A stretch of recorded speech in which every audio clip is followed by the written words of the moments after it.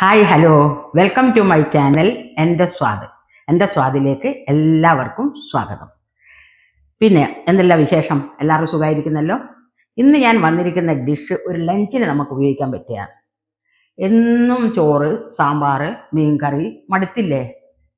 ചോറും മീൻകറിയും മടുത്തെന്ന് മലയാളിയോട് പറയാൻ പാടില്ല അല്ലേ? പക്ഷെ എന്നാലും നമുക്കൊരു ചേഞ്ച് വേണ്ടേ?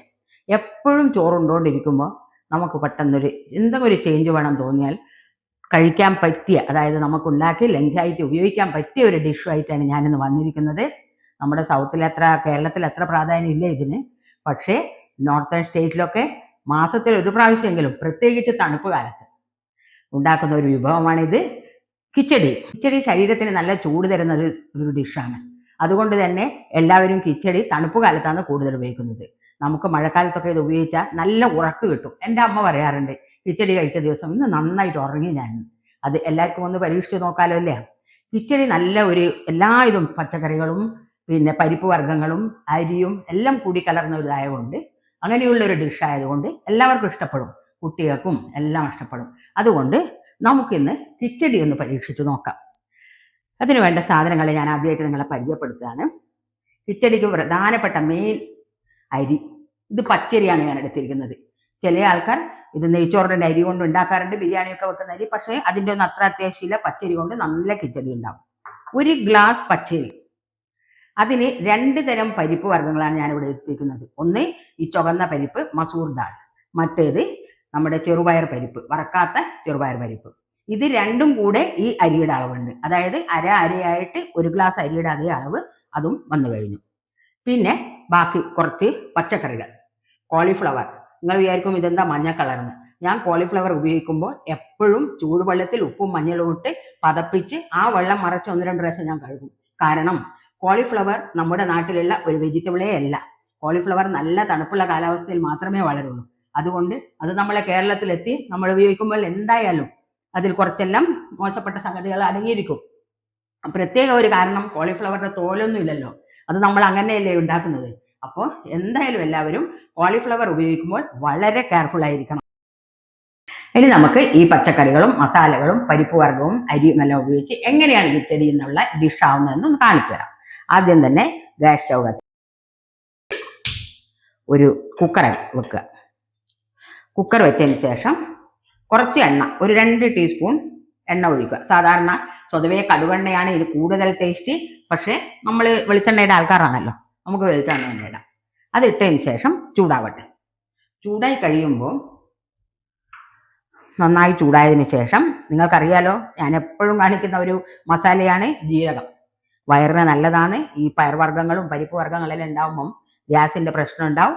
അപ്പം ജീരകം വലിയൊരു പ്രധാനപ്പെട്ട സാധനം. ജീരകം ഇട്ടു. അത് നന്നായി ഒന്ന് പൊട്ടട്ടെ. 2 തേജ്പത്തയും അതിൻ്റെ കൂടെ ഇട്ടിരിക്കുകയാണ്.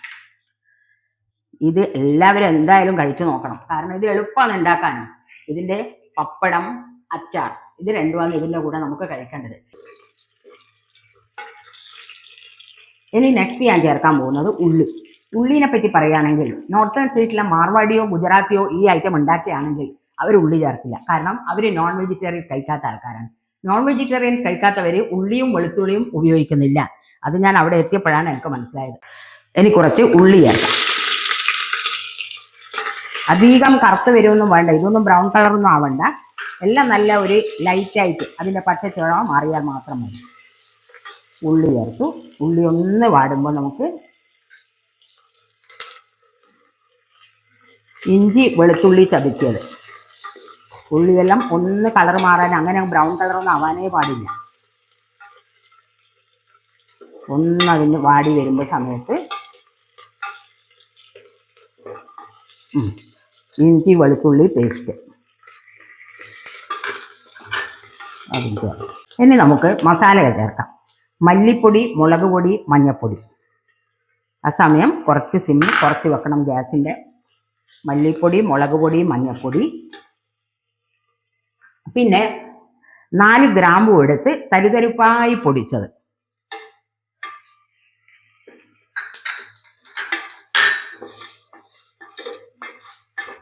ഇനി നമുക്ക് പച്ചക്കറികൾ ചേർത്ത് കൊടുക്കാം. കോളിഫ്ലവർ, കോളിഫ്ലവറെല്ലാം ഒന്ന് ഫ്രൈ ചെയ്തിട്ടുണ്ടെങ്കിലും നല്ലതാണ്. ബീൻസ്,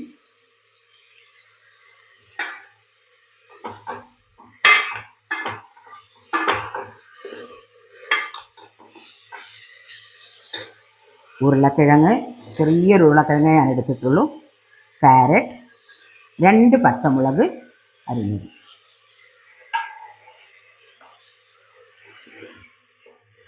നന്നായി ഇളക്കി ഒന്ന് വാടട്ടെ. പച്ചക്കറി ഒന്ന് വാടട്ടെ. ഇത് നന്നായിട്ടൊന്ന് ഇളക്കി ഒരു ലൈറ്റായിട്ടൊന്ന് ആയാൽ മതി. എല്ലാം കൂടെ ഒന്ന് മിക്സായി, മസാല എല്ലാം കൂടെ മിക്സായി കഴിഞ്ഞു. കോളിഫ്ലവർ ഞാൻ പറഞ്ഞ മാതിരി എല്ലാവരും നന്നായിട്ട് ഷെയർ ചെയ്യണം. അതിനുശേഷം ഒരു തക്കാളി. ഇത് വളരെ ഈസി ആയിട്ടുള്ള സംഗതിയാണ്. ഈ ചേർക്കുന്നതെല്ലാം ശ്രദ്ധിച്ച് ചേർക്കുക, അത്രയേ ഉള്ളൂ. ഒരു തക്കാളിയും ചേർത്തു. 2 മിനിറ്റ് ഇതൊന്ന് ഇളക്കി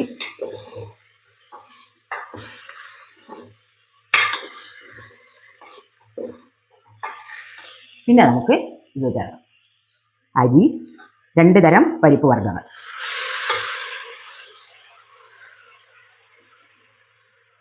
തീർച്ചയായിട്ടും നിങ്ങളുടെ കുട്ടികൾക്കെല്ലാവരും ഇതുണ്ടാക്കി കൊടുക്കണം. ഒരു ദിവസത്തെ ലഞ്ച്, എന്തായാലും ഒരു ദിവസത്തെ ലഞ്ച് ഇതായിരിക്കണം നിങ്ങളുടെ വീട്ടിൽ. എനിക്ക് ഓർമ്മകൾ എന്താണെന്നറിയോ, നമ്മളവിടെയുള്ള സമയത്ത് ദുർഗാപൂജ ടൈമിൽ 8ാമത്തെ ദിവസം, 9 ദിവസം ഉണ്ടാവും, 8ാമത്തെ ദിവസം നമ്മൾ രാവിലെ പോയി ദേവിക്ക് പുഷ്പാഞ്ജലിയെല്ലാം കൊടുത്ത് ഒരു 3 മണി സമയത്ത് അവർ നമ്മളെ വീട്ടിലെല്ലാം എത്തിച്ചേരും. മണ്ണിൻ്റെ പാത്രത്തിൽ, മണ്ണിൻ്റെ കുടുക്ക പോലെയുള്ള പാത്രത്തിൽ നിറയെ കിച്ചടി, എല്ലാ വീട്ടിലും അതൊരു പ്രസാദമാണ്. അന്ന് അവിടെ ഉണ്ടാക്കുന്ന പ്രസാദം ദേവിക്ക് സമർപ്പിച്ചതിന് ശേഷം നമുക്കും എത്തിച്ചേരുന്നത് അവരത്. അപ്പോൾ മണ്ണിൻ്റെ കിച്ചടി, അത് സൈഡിലിങ്ങനെ കിച്ചടി, നല്ല ചൂടുള്ള കിച്ചടി, നെയ്യെല്ലാം മിക്സായിട്ട്, ആ ടേസ്റ്റ് മറക്കാൻ പറ്റിയിട്ടില്ല ഇതുവരെ. അതുകൊണ്ട് വീട്ടിലെത്തിയിട്ടും ഞാൻ അത്ര നമുക്ക് പറ്റില്ല, അതൊരു നിവേദ്യമല്ലേ, അതിൻ്റെ ഒരു ടേസ്റ്റ് കൂടുതലുണ്ടാവുമല്ലോ. ഒന്ന് മിക്സായി, കുറച്ച് കറിവേപ്പില,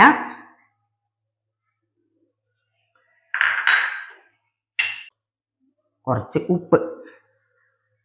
ഞാൻ ഒന്നിനും ഉപ്പ് ചേർത്തിട്ടില്ല, കോളിഫ്ലവറിന് കുറച്ച് ചേർത്തിട്ടുണ്ടായിരുന്നു. ഇനി വെള്ളം ചേർക്കുക. ഈ എല്ലാ പച്ചക്കറിൻ്റെയും പരിപ്പിൻ്റെയും കുറച്ച് മുകളിൽ വരെ വെള്ളം വേണം. ഇത് ഭയങ്കര കട്ടിയുള്ളൊരു സാധനമല്ല, കുറച്ചൊന്ന് ലൂസല്ല, അധികം ലൂസാകാൻ പാടില്ല, എന്നാലും ഇതായിട്ട് കിടക്കണം. ഭയങ്കര കട്ടിയായി പോയാൽ പിന്നെ നമുക്ക് കഴിക്കാൻ പറ്റില്ല. ഇതിന് ഒരൊറ്റ വിസിലേ ആവശ്യമുള്ളൂ. കാരണം പച്ചരിയാണ്, പരിപ്പ് വർഗ്ഗങ്ങളും വേഗം വേവും, പിന്നെ ബാക്കി പച്ചക്കറികളൊന്നും അധികം വേവ് ആവശ്യമില്ലല്ലോ. ഒരൊറ്റ വിസിലായതിന് ശേഷം ഇനി നമുക്ക് ബാക്കി നോക്കാം.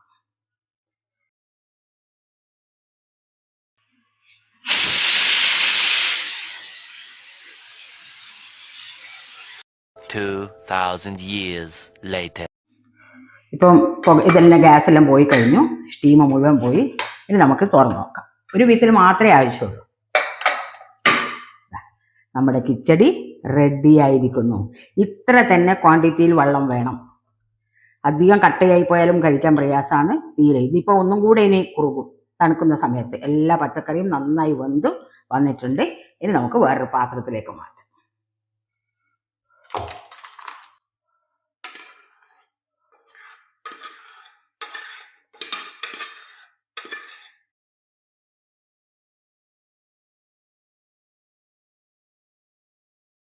ഇതിന് പ്രധാനപ്പെട്ട ഒരു സംഗതിയാണ് ഇനി ലാസ്റ്റായിട്ട് ഞാൻ ചേർക്കാൻ പോകുന്നത്, നെയ്യ്. ഇതിൽ ഏറ്റവും പ്രധാനമായ സംഗതിയാണ് നെയ്യ്.